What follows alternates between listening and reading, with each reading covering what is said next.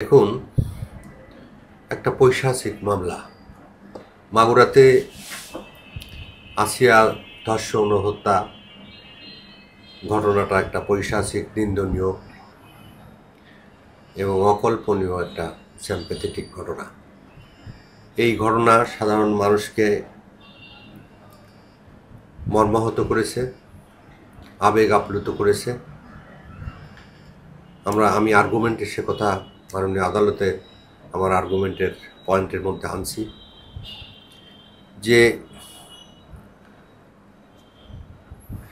8 বৎসরের একটা মাসুম বাচ্চা, তার উপর যে পৈশাচিক নির্যাতন চালানো হয়েছে, যেটা সাক্ষ্যে উঠে আসছে, তদন্তে উঠে আসছে। আসামি হিটু শেখ, মূল আসামি হিটু শেখের 164 এবং তার কনফেশনাল স্টেটমেন্টে এটা উঠে আসছে যে কি নিষ্ঠুর পৈশাচিকভাবে তাকে ধর্ষণ এবং হত্যা করা হয়েছে। এই মামলায় মোট 37 জন সাক্ষী, তার মধ্যে ইম্পর্টেন্ট দেখে মাননীয় আদালত 29 জন সাক্ষীর সাক্ষ্য গ্রহণ করে, তাদের জেরা সম্পন্ন হয়। আসামি পক্ষের বিজ্ঞ আইনজীবী জেরা করেন। 342 একটা চ্যাপ্টার আছে আইনে, যে সাক্ষ্য শেষ হওয়ার পরে আসামিকে বিজ্ঞ আদালতের তরফ থেকে বলা হবে যে আপনি সাক্ষ্য প্রমাণ শুনেছেন, আপনার বিরুদ্ধে সাক্ষ্যগুলো হয়েছে, এখন আপনি দোষী না নির্দোষ বা আপনার কিছু বলার আছে কিনা।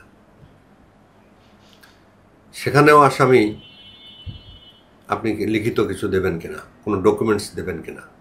সেখানে আসামি শুধুমাত্র আমি নির্দোষ এই কথা বলেছে।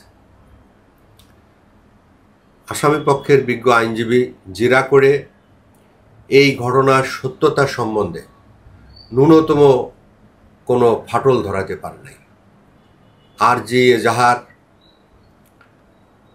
Police forwarding, 164 medical examination, inquest report, সুরথাল, আফটার অল পোস্টমর্টম রিপোর্ট, এর ভিতর আছে ফরেন্সিক কিছু রিপোর্ট এবং কিছু এক্সপার্ট পারসন যেমন ডাক্তার। তারা ঘটনা দেখে না, তদন্তও করে না।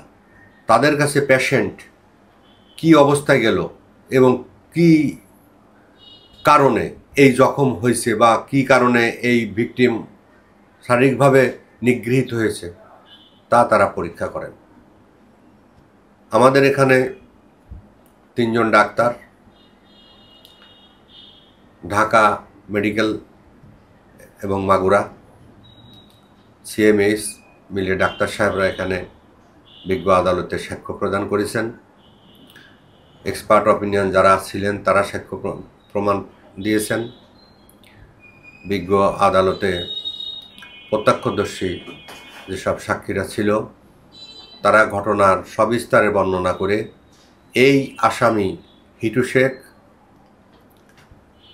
সে তার এই ঝিয়েরি বলে আমাদের এখানকার ভাষায়, অর্থাৎ তার বিটার বোন সম্পর্কের, এই বোনকে অর্থাৎ 1 নম্বর আসামি হিটু শেখের ওয়াইফের যে বোনটা আসিয়া, সেই আসিয়া ধর্ষণ মামলার এবং হত্যা মামলার সব কিছুই কোরিলেটেড এবং তা প্রতিষ্ঠিত হয়েছে। অভিযোগের সত্যতা আমাদের বিবেচনায় সুস্পষ্ট এবং সুপ্রমাণিত। এখানে আসামির কনফেশনাল স্টেটমেন্ট, সাক্ষ্য আইনের 42 ধারা এবং 82 ধারায় যে কনফেশনাল স্টেটমেন্ট কোনো ব্যক্তি তার নিজেকে জড়িত করে স্বীকারোক্তিমূলক জবানবন্দি দেয়, আদালত আইন তা বিশ্বাস করবে। আর যদি কোনো কনফেশনাল স্টেটমেন্ট এই হয় যে আমি নির্দোষ, অপরাধ অমক অমক করেছে, সেই ক্ষেত্রে সেটা ডাউটফুল। এই মামলায় আসামি হিটু শেখ সে নিজেকে দোষ মূলক বক্তব্য দিয়ে এই স্বীকারোক্তিমূলক জবানবন্দিটা দিয়েছে এবং সে স্বীকার করেছে যে আমি এই ঘটনা ঘটাইছি।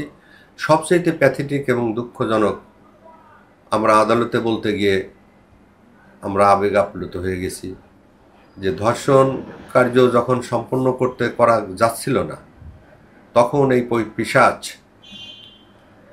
ব্লেড দিয়ে সেখানে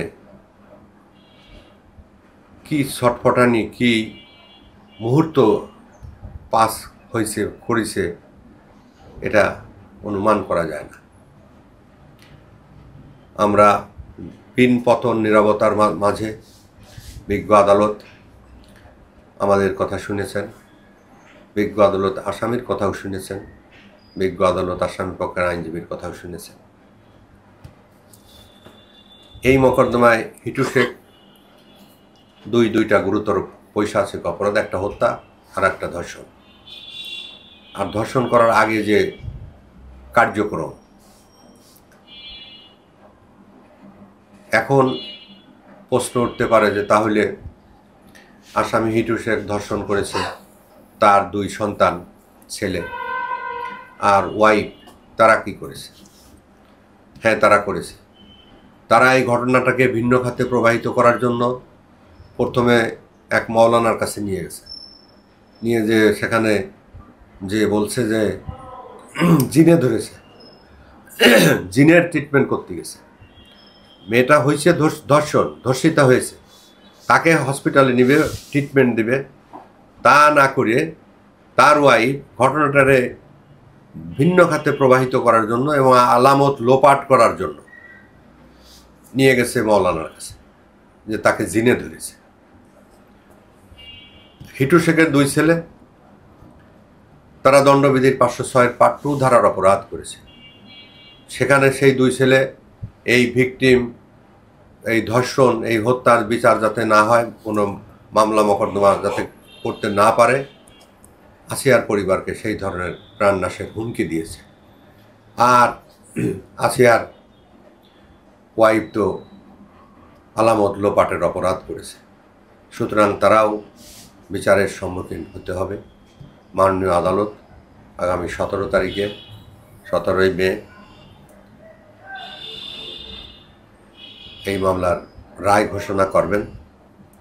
আমরা আশা করছি যে এই মামলায় আমরা রাষ্ট্রপক্ষ বা আসিয়ার পক্ষ হয়ে যারা এই মামলা লড়াই করছি, আমরা বিজ্ঞ আদালতকে আমরা স্যাটিসফাইড করতে সক্ষম হয়েছি, লফুল্লি প্রমাণ করতে সক্ষম হয়েছি যে এই মামলাটা প্রমাণিত এবং আসামিরা অপরাধ করেছে তা সুস্পষ্ট এবং সুপ্রমাণিত। এখন এই মোকদ্দমায় আমাদের সম্পৃক্ততা হচ্ছে এই যে আমাদের বাংলাদেশ জাতীয়তাবাদী দলের আমাদের মাননীয় অ্যাক্টিং চেয়ারম্যান জনাব তারেক রহমান সাহেব আমাদের 5 জন বিজ্ঞ আইনজীবীকে, আমি সহ 5 জন বিজ্ঞ আইনজীবীকে এই মামলার প্যানেল আইনজীবী হিসেবে নিয়োগ দিয়েছেন। আমরা ওনার নির্দেশে আমরা এই মামলার রাষ্ট্রপক্ষে পরিচালনা করেছি। আশা করছি যে এই মামলার ন্যায় বিচার প্রতিষ্ঠিত হবে। 17 তারিখে রায়ের মাধ্যমে আসিয়া হত্যা, আসিয়া ধর্ষণ মামলার বিচার সম্পন্ন হবে, মাগুরা কলঙ্কমুক্ত হবে। লাস্ট প্রশ্ন, মানে কি রায় হতে পারে, সর্বোচ্চ শাস্তিটা কি হতে পারে? আমাদের আইনে যেটা আছে আমরা সেইটা বলতে পারি। কি হবে, আদালত কি জাজমেন্ট দিবে, সাবজুডিস ম্যাটার নিয়ে তো আমরা বলতে পারি না। তবে হ্যাঁ, আমাদের আইনে যেটা আছে সেটা আমরা বলতে পারি। আইনে আছে যদি কেউ ধর্ষণ করে তাহলে নারী ও শিশু নির্যাতন দমন আইনের 9-1 ধারায় তার বিরুদ্ধে চার্জ ফ্রেমড হবে এবং প্রমাণিত হলে তার মৃত্যুদণ্ড হবে। আর যারা সহায়তা করছে তাদেরকে সংশ্লিষ্ট ধারায় তাদের বিচার হবে। যেমন 506 পার্ট 2 ভয়ভীতি দেখানোর জন্য সেখানে